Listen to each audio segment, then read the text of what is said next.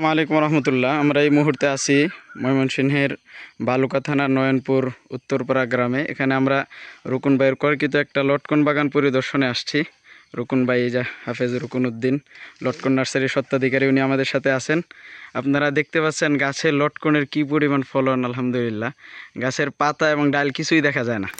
অনেকেই নরসিংদীর লটকনের কথা বলে থাকেন, তো আপনারা বালুকার লটকন দেখেন। আজকে লটকনের কী অবস্থা, চারদিকে অনেক গাছ, এখানে সব গাছে এই পরিমাণ ফলন। রুকুন ভাই, এরকম লটকন কি অন্যান্য গাছেও ফলানো সম্ভব আপনার কাছ থেকে চারা ইনশাল্লাহ নিলে? আল্লাহর রহমতে এইরকম ফলন সম্ভব, একটু পরিচর্যা দরকার। এটাই যে যাদের বাগান, আমরা অনেকে 50 বছর 80 বছর গাছ বলি, যে গাছগুলো ইনশাল্লাহ আশা করা যায় 50 বছর কম হইতো না, বেশি হইব। অনেকদিন ধরে গাছের মধ্যে তারা পরিচর্যা করতেছে, করতেছে। আমি বাগানটা এবার নিচ্ছি, তাদের কাছ থেকে কিনে নিছি।